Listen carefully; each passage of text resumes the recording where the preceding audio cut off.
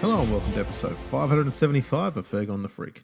I'm that bloke from Rugby League Project, Andrew Ferguson. You can find me on Twitter at AndrewRLP. Join me as always is the glorious LeagueFreak. You can also find on Twitter at LeagueFreak. How you going there, mate? I'm going pretty well, Andrew. How are you? Not too bad, not too bad. You've been busy. Well, not really. I mean, it's been a pretty cruisy week, but as always, the usual suspects. They can't help themselves, and then I don't need to bullshit to get people to follow me. I'm not trying to sell anything. Like I'm not trying to sell a Substack or something. And so I'm not pissing in their pockets. And when I'm not pissing in the usual suspects' pockets, they get upset and they say that I'm wrong. And then you point to scoreboards and statistics and results, and they get even more upset. And it's just a very strange situation that happens with no other country except the usual suspects. Suspects? Yeah, there's multiple of them. From multiple countries or just one Not country? just from the one country. Oh, We right, all know okay. the one country. Yeah, Wales. Nah, Wales never says anything. I don't even know that Wales exists. Oh, it's there somewhere. Let's get into this. You want So since the last episode, obviously Australia wrapped up the Ashes. Yeah, easily. Yeah, it was a less convincing victory. I don't think we've seen this Australian team try. No, they've just done what they needed to do, haven't they? They have. I would say too that I think England were a little bit better defensively. They were worse in attack in the second test. And I think Australia were worse in both attack and defense in the second test, which is why I think the gap was a bit closer. But it's still a chasm. I thought it was adorable when they went for 2 penalty kicks early on in the game, England. I thought that was just very sweet. It's like I just wanted to pat them all on the head and say, you did good. Like they were ever going to win the game by a penalty kick. You know what those penalty goals, you know what the best word is to describe them? What? Cute. Yeah. That was just funny, but I mean, at least they got points on the board. I think if they'd gone for tries for those 2 sets, they wouldn't have got through either. I think I looked up that in the last 4 games, England has scored 2 tries against Australia. One of them there was a try that they scored in a World Cup pool match in, I believe, 2017. And then there was one last week before this game. So, yeah, they're not good, but that's okay. You just do what you need to. Beat them. The Australian team beat them, went for a couple of days up there in Scotland because that's what you do as soon as you can. You get the hell out of England. And, they'll win this last game pretty comfortably and then come home. So on this third test, there's been a bit of chat because I think a lot of people were going to assume that was it 5 other guys who went on tour who haven't played a game yet were probably going to get a run? I think it was about that, yeah. Given that the series is wrapped up, there's nothing, like they can't lose the series now, so why not give them a go? Was kind of the attitude.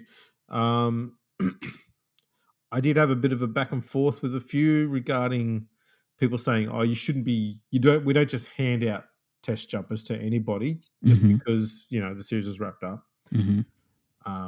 And my argument was they were picked as the 23 best players in Australia. It's not like they're handing it to some 53-year-old drunk fat bloke down at the pub. They're giving it to people who deserve to be picked there. No one was bitching and moaning in the media about the guys who were named. I know that we had discussed and were wondering why they chose so many players to go over when it was just 3 tests. It seemed to be a lot. But there was I don't recall seeing any criticism of the players who were picked. Yeah. So for all of a sudden to be going from that to, we don't just hand a jumper to any old Johnny come lately. So I did do a little bit of, and I mean a little bit because I didn't need to do too long on this, bit of research. Yeah. 30% of players who have played for Australia have played 2 tests or less. Okay. That's a big number. Yeah. So maybe we do just hand out test jumpers. But I mean, is there something wrong with that? How long have we been the best test nation in the world for? I've Like, got a date. Look at the so end of the I don't, well, look, I don't see an issue either way. Look, yeah, I'm the my same. point more is the fact is I don't mind if these guys don't get picked. Yeah. Fair enough. I also wouldn't have been opposed if that had got picked. I don't see why people are getting so frustrated or cranky one way or the other. Yeah, I don't think. especially in a series where it does not matter who we pick. We've already won the series and we're going to win the third game no matter who we run out there. We could have run the PM's 13 team out there against, this England team. They would have won easily as well. It's like, it doesn't matter. It doesn't. And I think, given that the Australian team has been less than convincing in the 2 tests, even though they've won them, Yeah. that would be argument enough in my eyes to say, okay, let's give these other guys a run. Yeah. Why not? Why not? Yeah. I don't mind either way. But I'm not hugely fussed. So I yeah, think that there's some things I can see, like, I think barring something crazy happening, if you look at the World Cup next year, it will be the same spine with Walsh, um, Munster, Cleary, and Harry Grant at hooker. And so I can see the argument for keeping them together. Just give them reps. Anytime you can get reps for any spine of a team, it's always good. yeah. But if they'd had mixed it up a little bit in the backs or something, I wouldn't have had any problem. But that they didn't, I didn't have any problem. Like, I just think that we've gone over there, we've done this series. It's been a bit of a non-event, so everything's fine. If this is what we're arguing about, and as Australian Rugby League supporters, like, we're bored. That's what it is. We're super bored. That's basically it. There's nothing else to complain about. Mm. I don't think the officiating's been anything to worry about either. So there's not much to be worried about. So it's like we've got to complain about something. Yeah, and I mean, it's some of the. I think that I was talking about the fact that we're playing on a field that was 94 meters long last week and wasn't actually marked out because it wasn't allowed to be marked out properly by the venue. That upset people. Apparently, the dimensions of the rugby league field and marking it isn't really that big of an issue over in England. And it was just somebody that, watches every single game was pissed off about it and they didn't understand why. It's like, if you're going to play a sporting event, the first thing you do is you mark out the actual field on the actual fucking standard, pitch size. But I'm surprised they didn't just do what they used to do in the 100 odd years beforehand, where they made the actual field between goal line to goal line 100 meters, and to hell with whatever deep the in goal is. yeah, If it's 2 meters deep, it's 2 meters deep.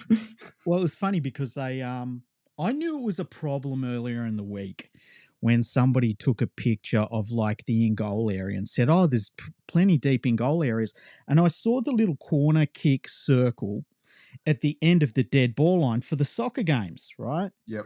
And I was like, well, I know that a soccer field isn't 120 meters long, so this seems like an issue. And on top of that, there was no runoff area at all. Like, it's probably the second worst runoff area in terms of distance, only to Manchester United Stadium, and that's just because Manchester United Stadium, it falls away, so you sort of skid off the top of that, go airborne, and hit the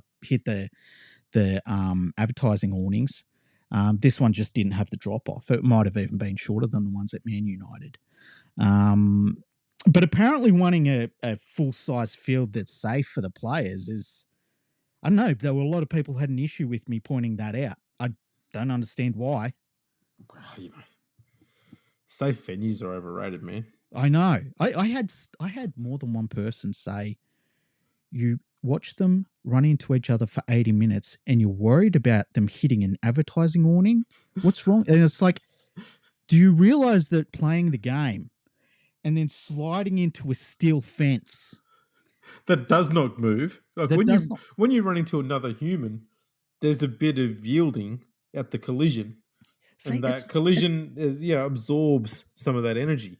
When you collide at full pace into a thing that has zero give, then the only give comes from the thing that's running into it. yes, it's like you've got a brain, Andrew. I don't I even have know. to explain it to you. I do have a Christ. doctorate in physics. Wow. Yeah, I mean, I've Yeah. got all the doctorates, but yeah, So I had more than one person put that to me. And I mean, what do you say to that? Do you even respond to that at that point? no. I can't wait until I don't have to hear from these idiots from the usual suspects. You've Now, never really seen what happens before. Like, have you been surprised at the barrage that I get? I think initially no, Yeah. because I was going, yeah, you know what, they're going to be after him for a day or two. Yeah. But when I see that the replies are still going on a week later, Mm, and they've tapered off a little, but not a huge amount, not a huge amount. I was like, okay, this is pretty crazy. Yeah. I just went, you know Every what? fucking time. So I thought, you know what? I'll just sit back and let you fight that battle. Yeah. I'll go after the officials for Tonga instead, Oh, yeah. because the biggest talking point this weekend was Eli Katoa getting knocked out 3 times, and the first time was, I think the word sickening does not do it justice, because my God, he got belted. Yeah, he got blasted in the warm up and was out, hit the ground, body stiffened up. And I hadn't seen it until just before they were running out in the field. They showed a replay of it, and I'm like, oh my God, like he's out. And then he's out in the field. I'm like, what the fuck is going on? And then he had another head knock during the game, and then they sent him back out again. And then he But got another one as I later in said, the game. the second one was probably the gentlest of them all. Yeah. It was just a head clash. It's a typical one you see an awful lot when you're defending, and two defenders, one either side of a player. One kind of gets swung around a little bit behind, and their heads clash. Yeah.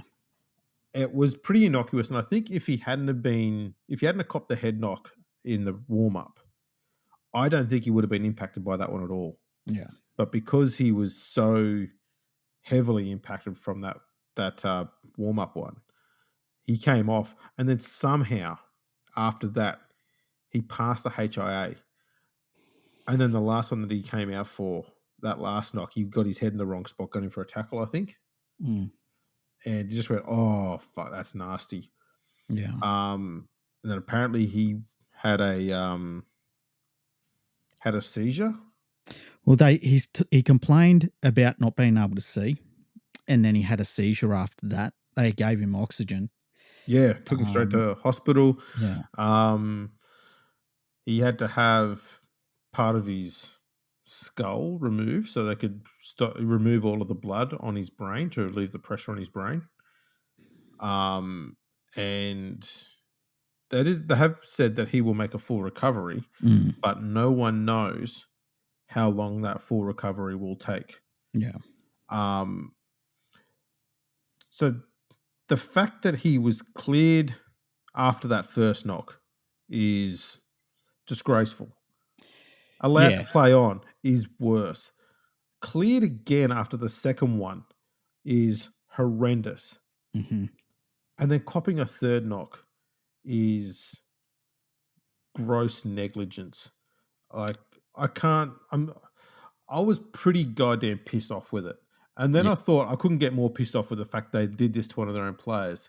And then 2 days ago, several days after the game was played, Tonga officials are disappointed that they were not alerted to the damning footage of Eli Katoa's pre-match head knock until he was rushed to hospital after the game. They're saying that they missed all 3 of his head. Are you fucking kidding me? And look, the thing about it was, like, I understand them not having access to the footage, right? Of the first head knock that happened in the warm up. But a trainer attended him immediately Mm-hmm. and should have realized that the player that they were dealing with had suffered some sort of issue where he, I mean, he was stiffened up, like I said, by that. He got blasted. He Yeah, and got he had absolutely blasted. after that first time, he had a massive cut under his eye. Yeah, and Like, and you don't even as a coach go, after the spoke to the trainer, you just go, "Is he all right?" but Like, you got just but as a random question, like, "Is he gonna be okay?" You don't even have to have seen the footage. Just, he's got a cut under his eye. Is he gonna be all right? Does he need stitches? Like, do we have to just change the lineup around so that he's just on the bench so he can get stitched up just in case he didn't get a head knock? That yeah. sort of thing. The thing is, you got to keep in mind with the coach. The coach has a lot going on, right? He might not have been there during that warm up. He might have been attending to some other task, which that happens. He might have been on his way up to the coaching box or whatever, and he has to go by what he's told by his staff because that's their job. So I can't blame the coach because the coach has to rely on his staff for those sorts of things, especially the team doctor. Um, so I don't blame the coach, but the staff should have realised that they were dealing with a player that should not have been starting the game.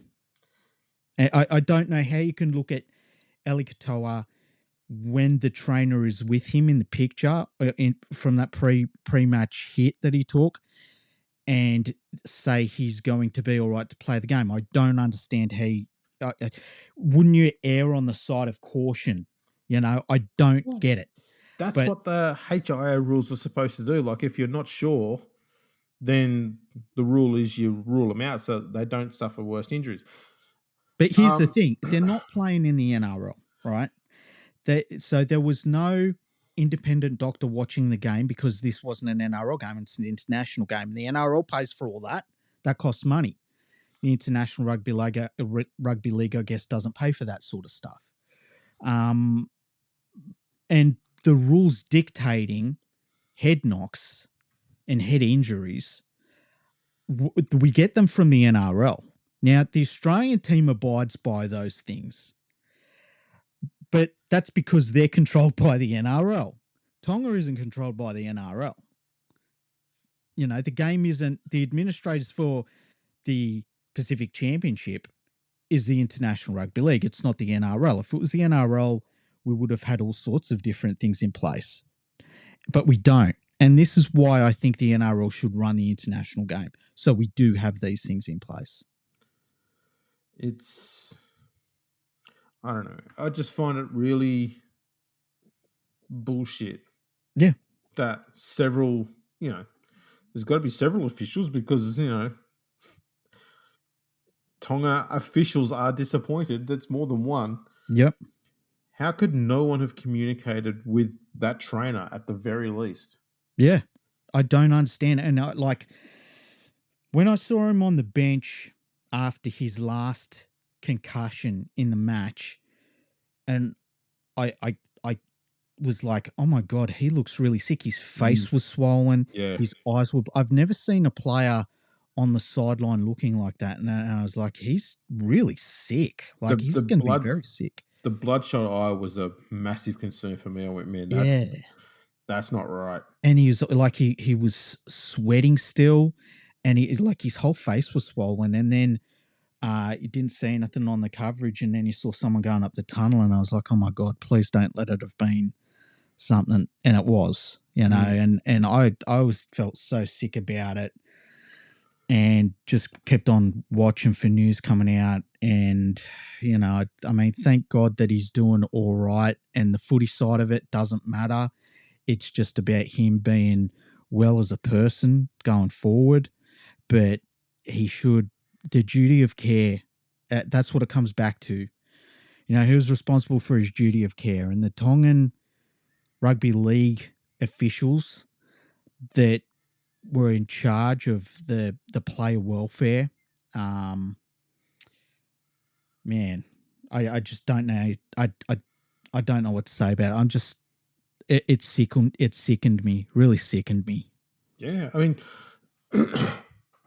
I think because I was quite critical of them on social media, and I had one sort of pushback response that got Mm. repeated a few times, and that was, "What if he said he was okay?" That's why you've got fucking doctors. And I was like, "Yeah, you know what? I can kind of get that. Okay, if a lot of players they'll get knocked out and they'll get knocked out, and you'll see them, they'll stumble back to their feet and they'll try and run back into the line." Yeah. And like my argument was, what if that's muscle memory? What if the Mhm. brain is trying to recall the last thing it knew it was doing before it got knocked senseless, and that's what it's Mhm. trying to do. Mhm. Like you're on autopilot.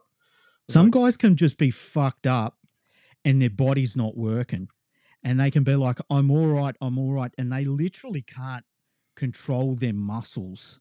yeah. And they can feel like they're there, but they won't remember saying they were all right. Like these concussions are really weird how they affect your brain and how they affect your like your memory and time and what your awareness of what's happened, what's happening now, what happened before.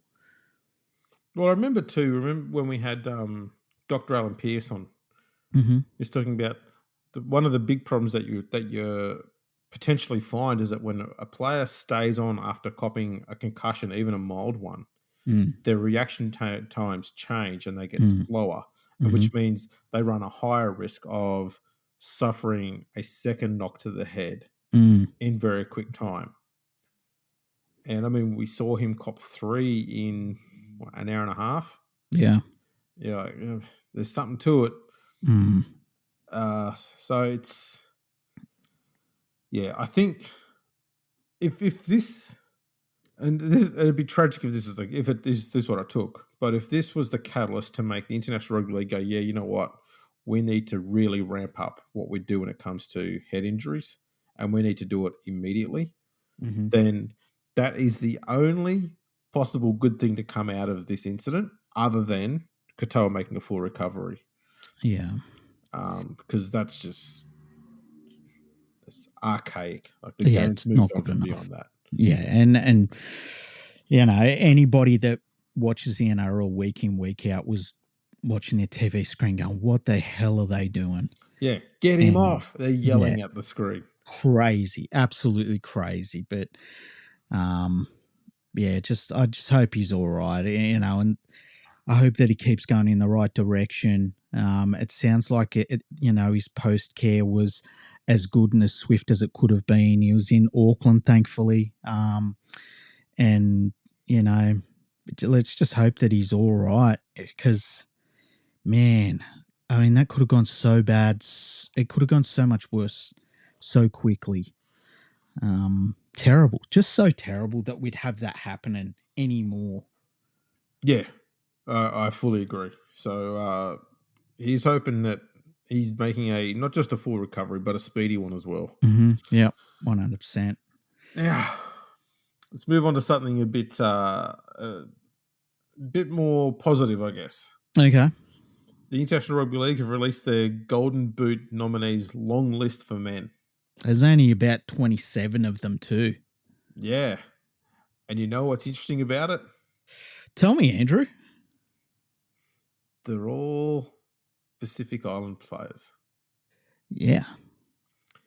Every single one of them. Shall we go through the list? Yeah. Okay. By the way, Australia is part of the Pacific Islands. I mean, we're just the Absolutely. biggest one. So just to clarify that. Yeah, we're slap bang in the middle of the Pacific. We kind of keep a distance between the Indian Ocean and the Pacific Ocean. We're kind of, you know. We're so big Mm, that other oceans just run into us. yeah. I've talked about the distances in Australia this week with somebody. Did you see that conversation? No, how'd that go? Yes. Maybe we'll talk about that later on towards the end. That was fucking hilarious. All right, well, in the list, Yes. we've got Dylan Brown from New Zealand, Mm-hmm. Jareen Buller from Fiji, Ruben Cotter and Angus Crichton, Harry Grant, all from Australia, Payne Haas from Samoa, Edwin Apape and Lachlan Lamb from Papua New Guinea, Moses Leota from New Zealand, Jerome Luai, Samoa, Casey McLean, New Zealand. Cameron Munster, Australia. Isaiah Papali'i, New Zealand. Junior Paulo, Samoa. Jeremiah Nanai from Samoa. Joseph Tapani from New Zealand. Matthew Tomoko from New Zealand. And Reece Walsh from Australia. I mean, first of all, you don't need that many players named. No. I feel like, I don't know. I mean, Jareen Buller? I don't know. I think he did have one good game. I was going to say, he's had basically 1.5 good games for Fiji. Yeah. So I wasn't overly surprised he was there, but the first thing I thought was, yeah, it's not going to be him. Yeah. Dylan Brown is kind of in the same boat. Yeah. Isaiah Papali'i, like he's been good, but like I wouldn't have had him on my list.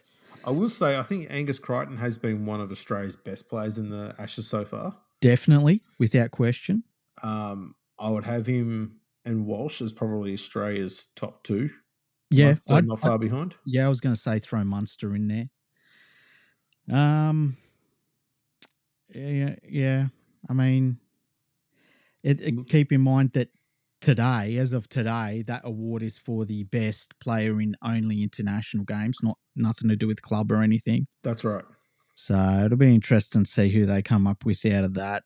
I tend to think that, depending on how the third test goes over in England, they'll probably pick an Australian player if Australia smashes everyone. But I think that the best international player I've seen doesn't come from Australia. Who would you have? Can I guess? Is it Luai?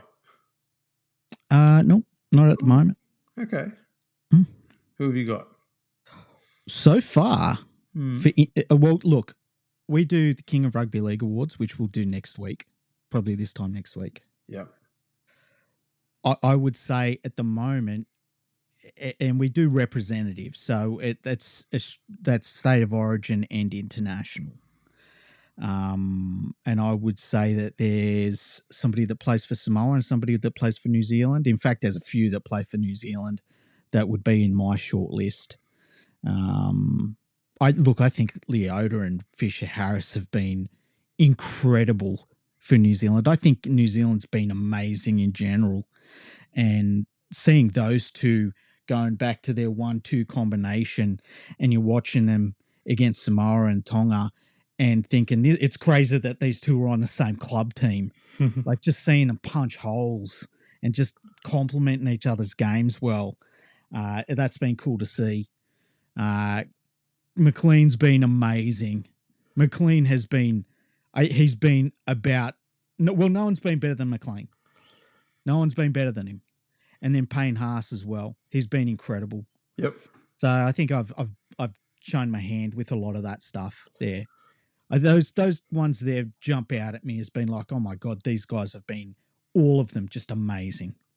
So with that in mind, you expect Lachlan Lamb to get named? Imagine if he did. That'd be funny. At this point with the gold, I don't care about the Golden Boot at all. So I just go with the funny one. I don't care. It would be worse than saying Adrian fucking Andy Farrell or Kevin Sinfield. Nah. Or that winger. Who was that winger? Tommy Mackinson. Remember? Just have fun with it. It doesn't matter. Isn't that when they changed the rules to justify it? They've changed the rules to justify a lot of things. Didn't they? But wasn't it? It used to be all rep games. Then it went to all games. And then when they named Mackinson, they went, oh, it's just test matches now. Yeah. Crazy. So crazy. You did joke it was going to be Lachlan Lamb. The first thing I thought was, it's got nothing to do with Lachlan Lamb. It's more the fact that he's probably the only player in England who's in the list. Yeah. Give it to somebody over there. It just, at the end of the day, it doesn't matter. Oh, dear. Well, what else has been going on? Well, there was a rule that the NRL has brought in. It's an anti-tampering rule. And yes. I don't know how this is going to work because I think what it is going to do is it's going to stop player managers from going to the media and stirring up things. I think that's what the actual goal is, because you can't stop teams talking to player managers about on contract players, because that's everyone's job, is to know who's available, who might be willing to move, which club might be pushing this player out, all sorts of stuff like that. That's everyone's job, you know. So I don't, you can't stop that, but I think it will stop a lot of the media stuff of, you know, players trying to push their way out of the club through the media. I think that's what the end goal is for an anti-tampering rule. Yeah, I think there was one of the rules there which said, nothing about, basically along the lines of no courting players Mm. via the media. And just like, yeah, you just call this the Phil Gould rule, Yeah. Yeah. because that's all it was. It's to do with Phil Gould and Lachlan Galvin and all that sort of stuff. Yeah. And I think, Uh look, I think most people are very good with that sort of stuff. Like, I think if you asked, say, and I'll just use an example, Ivan Cleary, if you said to him, like, you know, if you could get Reece Walsh, would you? And he'd probably be like, it'd be nice to have him in the team, but he wouldn't say much more than that, you know. But yeah. there's a difference between that and courting someone, which we have definitely seen media people do. Yeah, absolutely. And Phil Gould was basically reliving a Jane Austen novel the way he was going on with Lachlan Galvin. Yeah. My goodness. Yeah. Um, And look, that's Phil Gould will love this rule, because it's people talking about him again, and that's his favorite subject. yeah.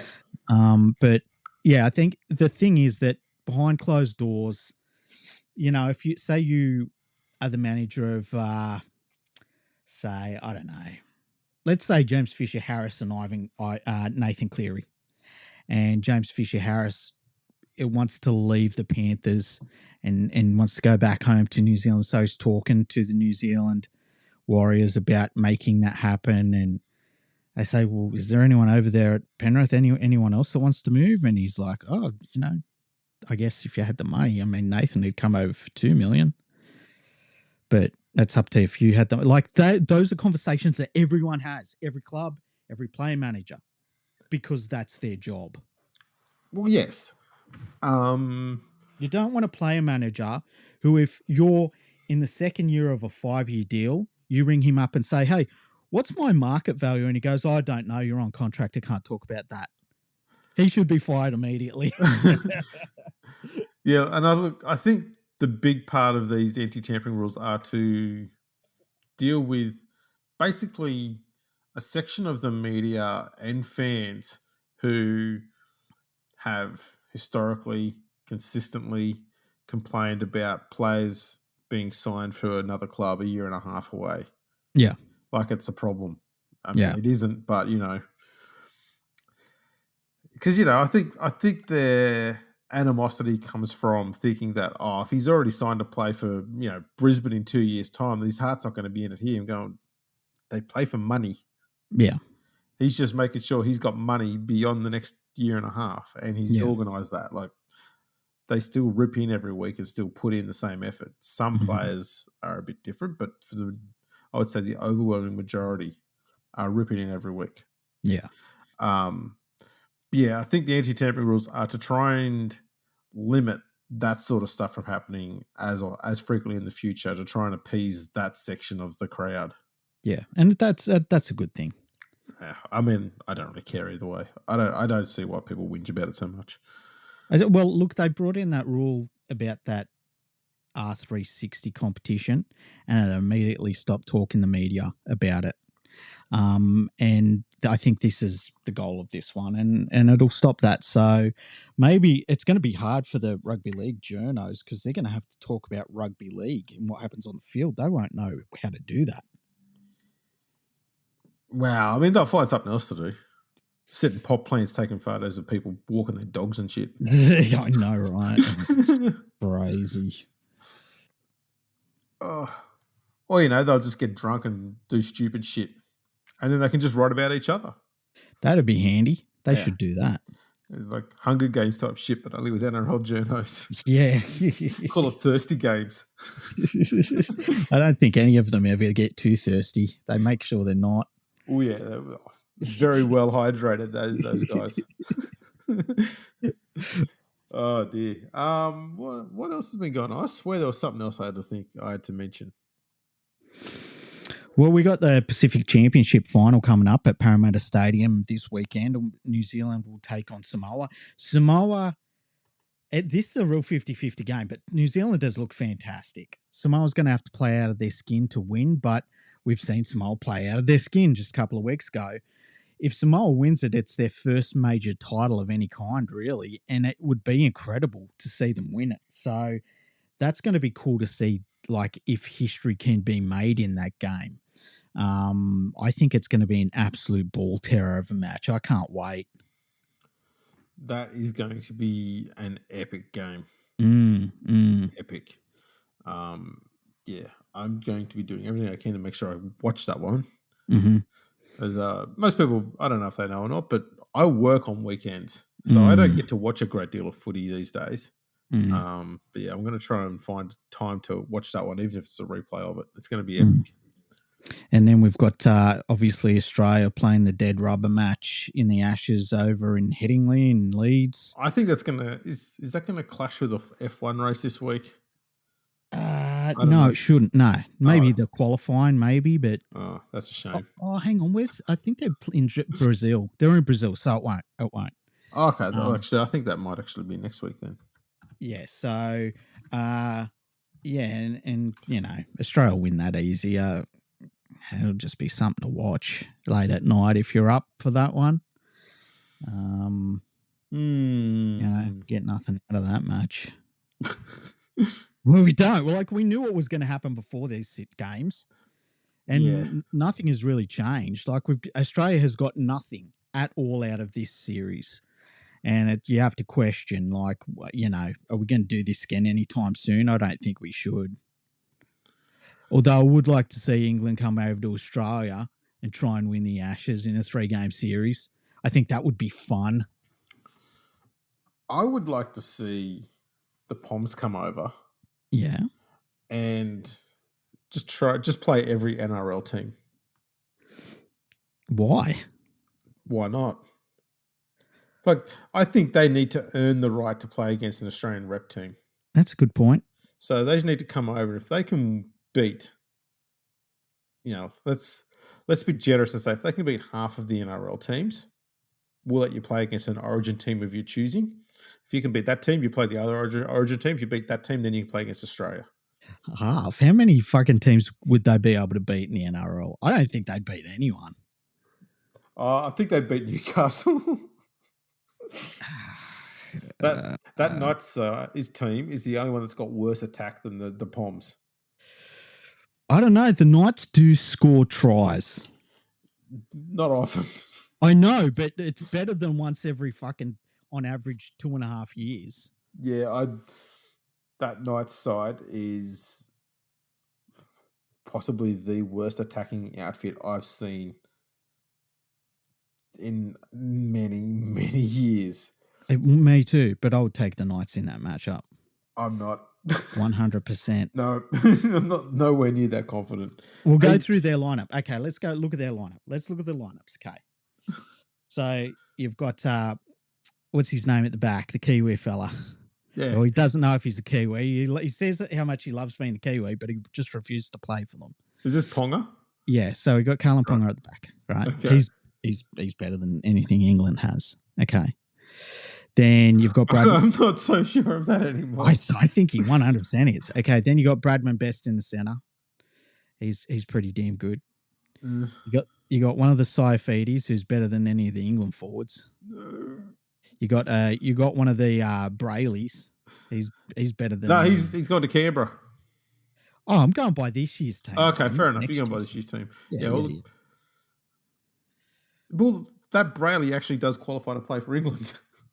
Yeah, they should pick him. Well, and if you're going by next year's team, Dylan Brown is better than any of the halves England has.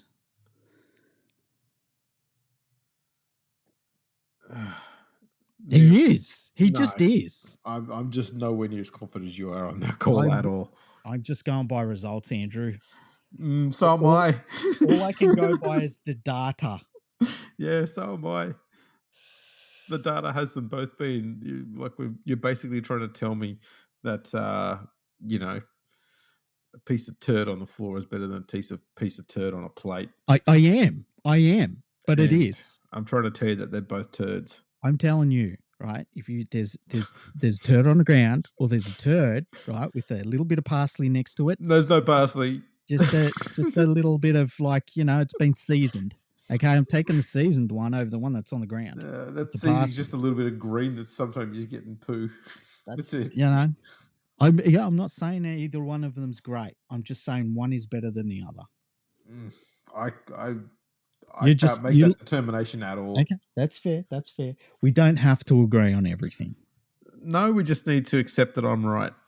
Bullshit. Now, I won't do that. Mate, I'm in mid-season fucking argument form. Don't start this shit. oh, oh, that was good. Yeah. But yeah, if they did that, I think if they come over, that's the only team they're beaten. We should just, as I said a couple of weeks ago, we should build a wall, all right, around England, and that's all. That's it. Leave them to be England. Hey, should we do what? We've got water around them. They can't swim real well. Isn't that good enough? It's not. We need something more. Should we do an email? We definitely should. Okay. We got an email from Glenn. Oh my goodness. Sharks hating Glenn. And the subject is second test and motorsport. And the message is, G'day, Fergo and the Freak. Second test was a bit lackluster. Glad I didn't get up and watch live. I got so pissed watching this game, by the way. I drank, by the end of that night, and when I say night, I mean the morning, I drank every beer in my house. And that's something because Freaky lives in a brewery. It's crazy. I ordered Macca's for breakfast. It was great. So no flow, way too much drop off both teams. Reece Walsh lucky not to get sent off early for professional fouls. Line markings were a joke. Hopefully the third test is an open, free-flowing game worthy of an Ashes. I looked at the weather for the game, and it says that there'll be no rain, but the humidity will still be at 86%. Which is very English. Normally that's accompanied by heat when you say that over in Australia, but it's just cold and damp and rotten. Perfect English day. Question. Pissed back to the email. Yeah, a sunny English day. I know. Did you? What was it I said the other day? It was they could enjoy the game under the cloud shine. Anyway. Back to the email. Question. What is your opinion on this story about the money the Kangaroos are getting paid for each game, which is $3,000? Honestly, I'm not interested. So the Kangaroos used to get more money to play for the Kangaroos for international appearances, and basically NRL players and Australian players and the Rugby League Players Association did a deal where they would take less money so that it meant that international games weren't too expensive to be played. So that's why they earn only $3,000. Yeah, and look, I think given the players they are earning so much now, just in their full-time playing contracts at club level. Yeah. By taking some of the money off the table, it does become a prestige thing. Yeah. Like if you're playing and you want to play in a rep jumper, it shows that you're doing it not because you want the money that comes with it. You're doing it because you want to wear that jumper, which I think is actually a really good thing. Yeah, same here. And like there was a point there where international games weren't getting played because it was just too expensive to pay the players how much they were on. And look, the players saw that and they were more than happy to make that deal. And you got to credit the players for that. And the other thing, I guess, is if you're playing for Australia, you've probably played some Origin games, and I think they get $35,000 per Origin game. So, if you've played 3 Origin games, you've got over $100,000 out of rep games already before you've even played a test match. So, Yeah. and none of them are on small money to begin with anyway. Like God, they're no. they're normally good players. So And I did see there was a quote, I think it might have been from, I can't remember if it was Bradman Best or Blake Borelli mm, over there at the moment. And they just said, you know what, they would wear the Australian jumper for no extra money. yeah, yeah, You go, that's kind of the attitude you want them to have, isn't it? exactly. Um, Back to the email. Follow up to Bathurst. Mike Bergman was killed at Bathurst in 1986. The chase was added to the track in time for the 1987 race. I do know that the fence post you mentioned at Murray's Corner, I hadn't heard a story from the motorcycle riders going over. I hadn't heard the motorcycle riders going over the top of it. From what I've seen of this post, I would say it was too high, but I'm not 100% sure. Give me something to research. Makes for a great story, though. Formula One, I'm hearing all these stories about Oscar being lost. Personally, I feel that when a decision was made at Monza by the team to let Lando through, Oscar realized this team isn't completely behind him and it got into his head. Cheers, Glenn. I agree with that. I think that was a huge turning point. Yeah, and to be honest, it was the fuck up by McLaren to do that in the first place. Yeah, disgraceful. Because it was just a stupid idea. Like, why should he be punished for their fuck up? It wasn't his Yeah, fault. He didn't cause it. yeah, Um, and yeah, I wouldn't say it's got entirely in his head. I think just what's happened is more of the support and the efforts has gone into Lando. yeah, And I think maybe it is in his head. I was just going to say maybe Oscar's gone from being like 100% positive to a little bit defeated, thinking, oh, now the team's against me. What chance have I got? yeah, But it's not like he's quitting or not putting in the effort. He's still putting in. He's one of those guys who's so much stronger on Sunday than he is on Saturday. yeah, And that's part of his problem. His qualifying is not great, but his racing is much better. He's much more consistent with his laps and his lap times than Lando is.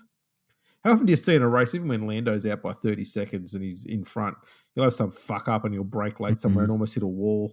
Mm-hmm. Yeah, it's just that's the sort of thing that Oscar doesn't have in his racecraft. Yeah, But Lando just seems to be faster during qualifying. And he needs to be because his racecraft is not as good as Oscar, so he needs to be starting up close at the front. yeah. But I could see where it's almost death by 1,000 cuts. With Oscar and his attitude at the moment. Like you go back to the British Grand Prix where he was penalised, and then then you've got your team making you let somebody in your own team pass you by because they didn't put a wheel on properly, and it's just one thing after another. And it's like, how many more things have you got to do to win this fucking team a World Drivers' Championship? I hope Verstappen wins it. I think that would be the funniest outcome. Likewise, I want Verstappen to win. And probably I'd like him to beat Lando by 1 point. Yeah, that'd be funny.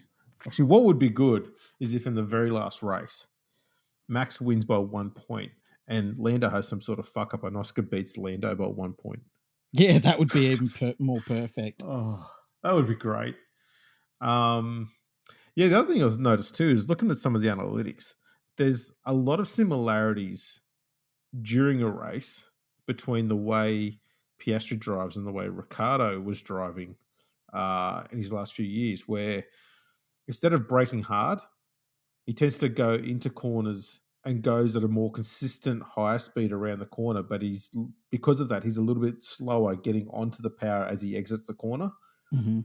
So he's able to get through corners quickly, but he's slower off the mark once he's got around the corner and going up straights and stuff, which is why we've seen him struggle to, make passes when he's in DRS range. He started from too far back and he's starting at a slower pace than the car in front of him. Not a horrible thing. Mm-hmm. It just means his style's a little bit different. That's what does make him consistent when racing. But it might be something that could be the subtle difference, and maybe that style doesn't work with the car. We know it didn't work with Ricciardo when he was in that car. Yeah. And that car wasn't as good as it is now when he had it. Yeah. So who knows? There could be other reasons for it all as well. But yeah, there's been a shift within the team. And I think that's caused a bit of a shift in the way Oscar's viewing it all as well. Yeah, I get that. I totally get that. Just back to rugby league. They announced that there's going to be a trial game between the Brisbane Broncos and Hull KR, and it's going to be played on a Thursday evening at Hull FC Stadium, which really, I mean, I think that says a lot about how these games are. They're calling it the Clash of Champions. When's that going to be played? Where? When? Thursday, the 19th of February next year. Okay. At 7:30 p.m. in Hull at Hull FC Stadium. Right. Yeah, it's going to be amazing. Okay. We're going to find out who the best team Yeah, that'll mean something. I know. Well, I think it's so stupid that Brisbane would do that to themselves. I wouldn't have done it, but anyway. And let's talk about the Barassi line. Yeah, go on. I'm not too sure what this is about. So I had somebody on my Twitter, and I don't call people out on Twitter, so it's okay. If you're listening, don't worry, I'm not going to call you out. And they brought up the Barassi line a couple of times. I don't know why. They'd read it somewhere, and I don't know, they thought it made them sound smart. And, as you know, it's only something that AFL types bring up because, if your game is only played in one place in the world, you've got to draw fictional lines to, keep up your barriers and stuff anyway. Yeah. So they were saying that if you really look at it, that Super League has done pretty well across the, what is it, M62 corridor. And it's done way better than the NRL at kind of covering its bases. And it covers such a vast area. Like, that's a big distance across the entire length of England. So I pointed out that next year the NRL will have a difference between Perth and Auckland that in miles, because I said it in miles for the Poms, was 3,300 miles, which is the equivalent of going from London to Boston. And they said, well, that doesn't matter because, in Australia, you only play in a few places, where rugby league has always been. And I said, well, that's, Townsville to Melbourne is a long way. It's 3,000. You might be able to play this in a few places, but they're 3,000 miles apart, those places. Well, and keep in mind, I did it for miles because they're Poms. Townsville to Melbourne is 1,500 miles, right? That didn't matter. Then they started saying the Barassi line. You only play on this side of the Barassi line. And I don't know why they kept on bringing it up because it's not a real thing, right? So it doesn't change the argument about distance. No, it doesn't. But they don't like to know that they're wrong, I mean, I pointed out how many different, it's like Townsville, Brisbane, the Gold Coast, Newcastle, Sydney, Canberra, Melbourne, and Auckland. And that's not even taken into account that we'll have Perth next year. Anyway, facts don't matter with the usual suspects. So the Barassi line. So I was like, do you know what's west of the Barassi line? Fucking sand, right? It's a fucking desert, right? And then they said, oh, but you don't cover the population in Australia. So I looked it up. I said, hey, Grok, what's the percentage of the population in Australia that is serviced by a National Rugby League club? 78%. Right? Yep. What is the percentage of England, of Great Britain, that is serviced by a Super League club? 6.8%. Yep. It kind of killed the conversation. The facts killed the conversation. You're just an asshole. I really am. I bring in reality into a lot of the things I talk about. See, I've rubbed off on you a little bit. Well, to be fair, I was rubbing off myself while I was doing this because it was just so easy. You've produced a fusion of the two of us. A fusion? What? Yeah. Well, What do you mean? You've you've antagonized them a little bit, and then you smashed them down with some facts. Oh, no, I've been doing this for years. You just didn't see it. You just didn't see it. This is me going back to my roots. I used to do this shit, but I would have to do like deep dive searches when the search engine was Ask Jeeves, and I'd bring all the information together. Well, man, I could just say, "Hey Google, what's his name? Grok." You say, "Hey Grok, tell me about that." Instead of having to go through all of the population centers yourself, it just brings it up itself. It's great. And then I did like, hey, something along the lines of, "Hey Grok, how well has the NRL expanded?" And Grok is like, "Oh, it's expanded really well, blah, blah, blah. How well has Super League expanded?" "Oh, not very well. There's a lot of question marks and the financial viability." And it was just like, I just killed the conversation with facts, and it was all Grok. It was just, "Hey Grok." And that was it. It was all over. But it was funny that the Barassi line was this guy's like go to. And it just didn't matter. It was non existent. Oh my It was goodness! fucking hilarious. And the Barassi line it was drawn up quite a while ago, and it's not entirely a straight line because Ah, it's kind of dumb. yeah, it's just dumb. It's a dumb thing you really only hear from AFL types, and it's like, what are you talking about? The Barassi line? They're Yeah, fucking idiots.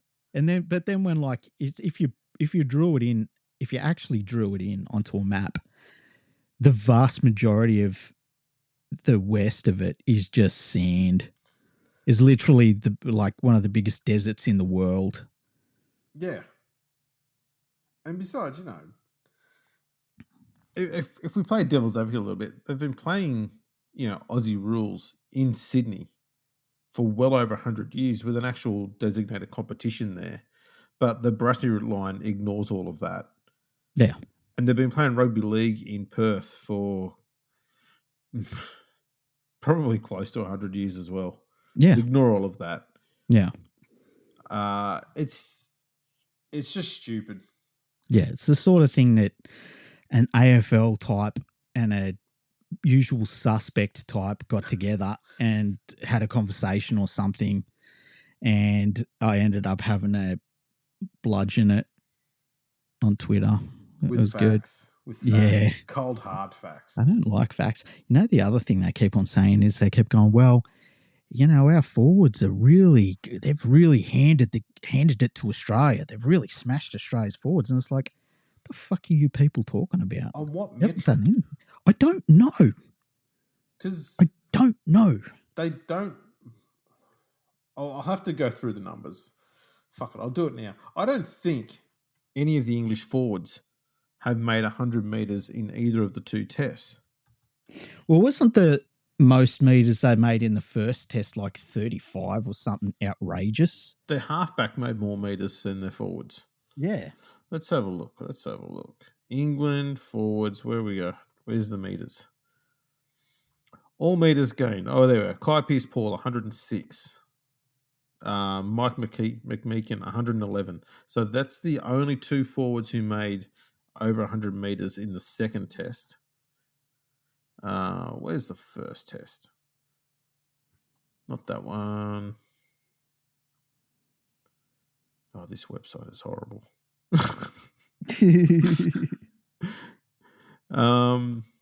Yeah. There we go. First test there. I think this was actually worse. England. Here we go. Meters. Yeah, none of their forwards made 100 meters in the first test. Their best was Kai Pearce-Paul, again, was 77. There you go. And like, they have this really weird thing about forwards where they, honest to goodness, think that they've had periods over the last 50 years where the English forwards have been better than ours. And it's not based on anything, though. It's just their feelings. And like, they'll have said to me, well, our forwards were better in this series. And it's like, I watched that series. We won that really easily. Your forwards got smashed. But they don't take it on board. I don't know what the disconnect is or what they think they're seeing compared to what the rest of the rugby league playing world sees. But they think their forwards are much better than they really are at all. I think the last time their forward pack was close, not better, but close to Australia, was probably the first test in 1990. Yeah, like, and you're going back fucking what 30, 40 30 years years. now. Yeah. Yeah, 30 years. That's what we talked about. But they're like bringing up packs of forwards from 2003 and stuff, Yeah. and it's like you No, lost no, 3-0, man. no. Let's have a look. So let's have a look at the forward pack in the first test of 1990. They had Carl Harrison, Lee Jackson, Paul Dixon, Roy Powell, Dennis Betts, Ellery Hanley. Kevin Ward was on the bench. Um, I don't think they've had a forward pack since then that has been better than that. Like, we will sit here as passionate Aussie fans and say Ellery Hanley, one of the greatest forwards England's ever produced. So he was in that Without pack. question. Yeah.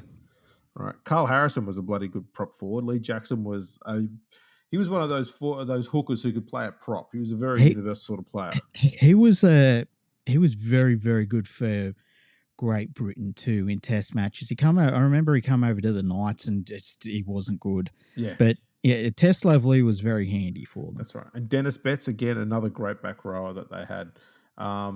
Australia were in a transition between the forwards that they'd relied on heavily in the 80s and starting the new batch.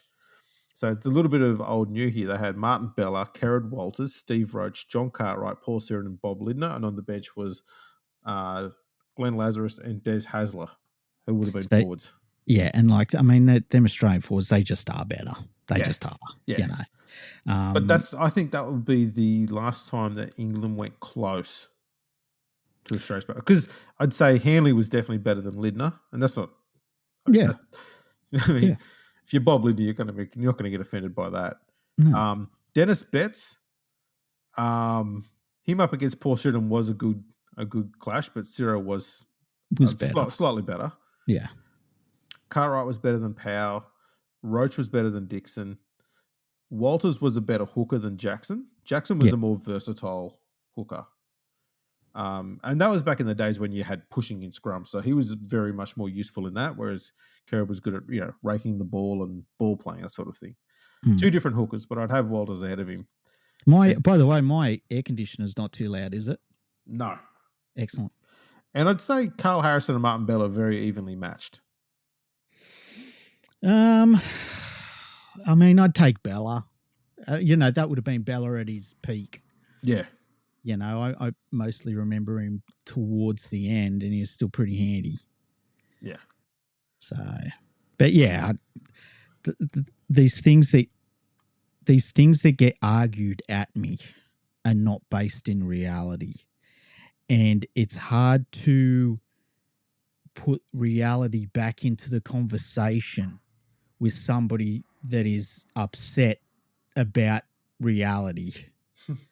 And results and things like that, Yeah. So, at some point you just, what do? You just say, look at the scoreboard, but that doesn't matter. Well, no, that doesn't. The scoreboard doesn't tell the story, does it? It just tells the facts.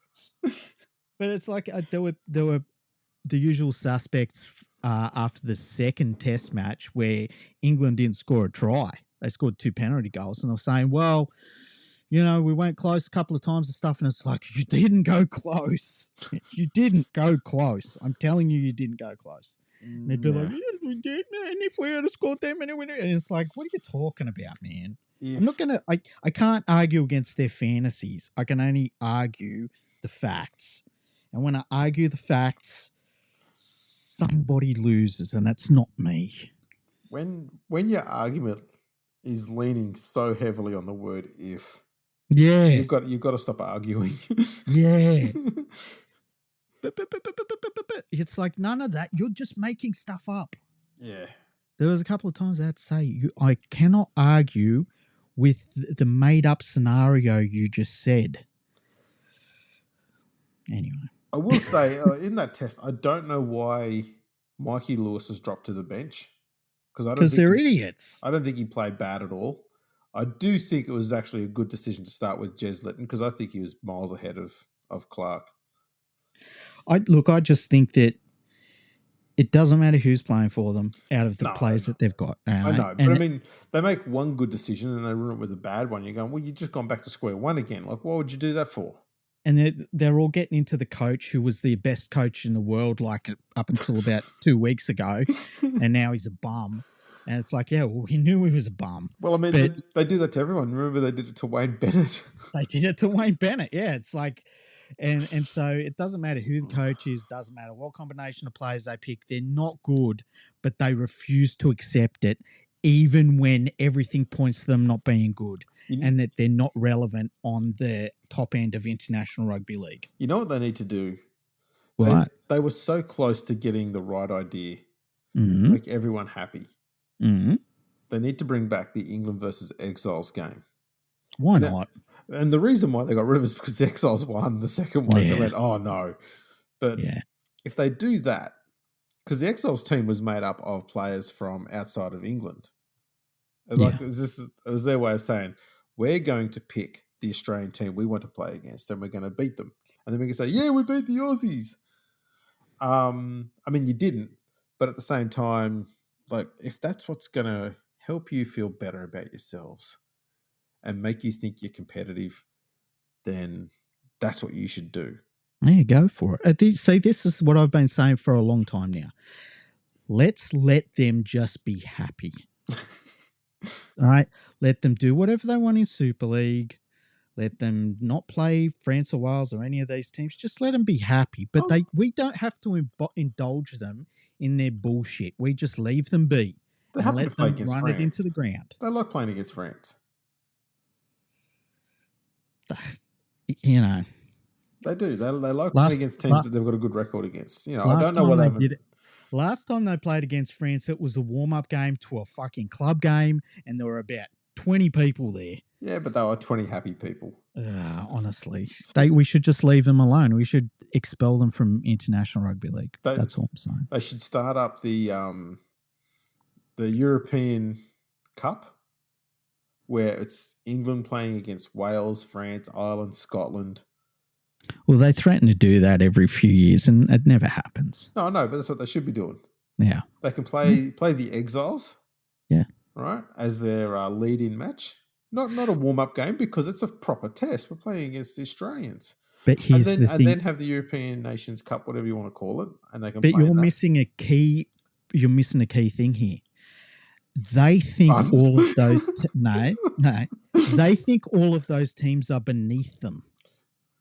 Well, they are, but if they play against teams that are above them, they lose and then they suck. We're trying to find ways to make them happy. And here's the second thing you're missing. They will never be happy, Andrew. I know, but that's why. Have you ever met one of these people? So why are you saying let them be happy?